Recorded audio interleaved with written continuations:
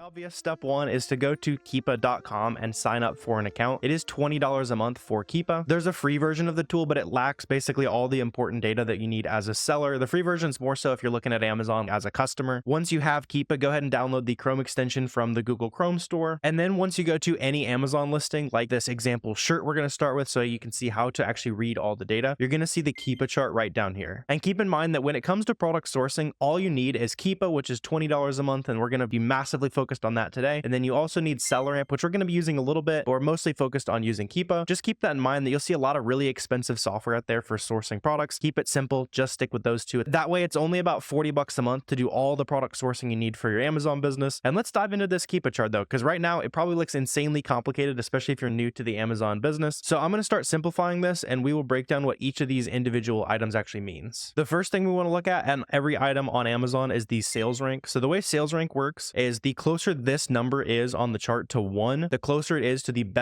number one best-selling item in that category. And this chart is going to track over time what the sales rank was on this item. So for example, you're able to see simple trends like, see how the sales rank in January was lower than it is currently? It basically means that people were buying this item a little bit more often in the end of the year, which makes sense. Maybe this was the type of item that people were buying for somebody for a Christmas gift, throw it in the stockings, like some blank t-shirts, that kind of thing. And now as we left that Christmas season, the sales rank went up a little bit, and now it seems like it's going back down a little bit, right? So you can see the trends of how fast an item is selling over time. For most categories, you're generally going to want to be under about a 200,000 sales rank for an item to sell 30 or so times per month. That's typically what I'm looking for, but keep in mind it can also vary by category. So for example, the clothing category has a ton of products, and if you compare that to something like video games, where it takes obviously a lot more effort than making a clothing item, something like 10 or 20k rank in the video games category, that might sell as well as something in the 200,000 BSR range in the clothing category, for example. And understanding the difference there, figuring out which items sell better in each category, that's where I tend to rely on tools like SellerAmp. So for example, I can see this is about 100 sales a month in the 76k range as far as BSR goes. Just keep in mind there's not really an effective way to see an estimate of how many units might actually sell given this sales rank on Keepa, but this trend line is extremely useful to figure out how fast things are selling over time. And we'll look at a lot of different examples on how we can predict seasonality with this, predict when items probably might not end up staying super profitable, or see when items are going to become super profitable almost solely based on the sales rank data that we can see here. So let's add some more data. So this is the buy box line on Amazon. The way the buy box works on Amazon is it's essentially this add to cart button right here. So your goal as an Amazon seller is to be the seller that's winning this add to cart button. So currently I can see it's this P2P distribution, and it also looks like it is an Amazon FBM seller. So this is a seller that's shipping directly from their own warehouse, their own house, shipping out of the bedroom. That's usually like a small business in this case on some of these listings here. And it's also sold by that company, right? So the difference there is sometimes you might see that it says that it shipped from Amazon. And the reason why that's significant when we're looking at the buy box line on Keepa, I'm even going to zoom in more granular. In case you didn't see that, you can just like mouse in on very specific time periods. If I wanted to see specifically these times on March 20th, I can see who was winning the sales and what the price was. But I just want to see a little bit more detail, because you can see as I'm looking at the buy box price, see how it's changing a lot over time. This number one shows me that this item is very friendly to being sold by lots of different sellers. So if I ever am looking at the buy box line and I'm seeing lots of different seller names pop up, especially on something something like this, we see there's a lot of 0% or zero feedback sellers on this listing. Seems like it's a listing that, number one, a lot of different Amazon sellers are having success making sales, and I'm seeing a lot of Amazon sellers with 0 reviews still having success winning that add to cart button. So if you're a brand new Amazon seller, that can be something to really dig in on and see how friendly these listings are in terms of the sales being shared between a lot of different sellers, no matter how big or how small those Amazon sellers are. And on the FBM and FBA conversation, you can see up on top, if it's blue or orange, that is telling me that it was either a blue FBM seller making sales. In this case, it's mostly FBM sales I'm seeing, or right here, we can see a very small piece where this buy box was going to an FBA seller, right? So you can see the price that this person was able to charge. And this also demonstrates something that's important about the buy box. So with the FBA versus FBM conversation, you'll notice that on a lot of listings, you're able to charge a premium. So to be that FBA seller where you ship to Amazon and then they're shipping to the customers for you, they're providing that prime shipping on your items. A lot of times you can charge a price premium. And that's even what we're seeing here. See how when I'm looking at a lot of these boxes that are on the higher price point, they're the ones making the sales at the higher price point. And then if I go down, it's this FBM seller at 38 bucks or so. And if I go up here, this is actually an FBM seller, so that's cool. But sometimes you're able to charge right there. So you can see it's 42 bucks. You're able to charge a bit of a price premium as an FBA seller. And here we can zoom back out to the 3-month view and see basically what that price has been over time, see how consistent this is. This is one of those really important things to understanding. If your product is going to stay profitable in the long run, you want to make sure that the price that you're hoping to charge is pretty consistent, right? You don't want it to be that the price is 40 bucks today and usually the price is $5 and that's what customers are used to paying for this item. So something like this, if you found this item profitably and around the $40 range, you're gonna have no problem making profit in the long run because that price has been pretty consistently hanging around there for quite a while. As well as tracking the buy box line on here, we can also track the price of just the straight up cheapest new offer. So I'm gonna actually take away the buy box line so you can see how that works. For quite a while, the lowest new price on this listing was around 40 to 41 bucks, and then it dropped here pretty recently. Keep in mind that this new price line, and the reason why I don't really use it, usually if you've watched any of my past videos, you'll notice I even have it turned off, is because that new price line does not include any shipping charges. So this $33 seller right here is almost definitely charging shipping, and we can even confirm that. So if we open up any of the other sellers here, we know that there is currently a seller on here that says it's 33 bucks, so it's them right there. But you can see that they've also added $6 in shipping on that. So they're not even the cheapest seller on this listing, right? This seller is cheaper than that seller is right now. So that's why I don't tend to look at that super often. Just keep in mind that you can track the absolute lowest new price that's showing on these listings as well. And you can also track specifically the lowest FBA price that's offered on this listing. Over time, you can see the different orange triangles popping up. So back here in February, some of the cheapest FBA sellers on here were actually 50 bucks. And then now recently it's been anywhere from 38 to 40 bucks as the cheapest FBA offer. And you can also throw on the FBM options. So you can see there was plenty of FBM options that stayed around that $40 to $42 price point, even while that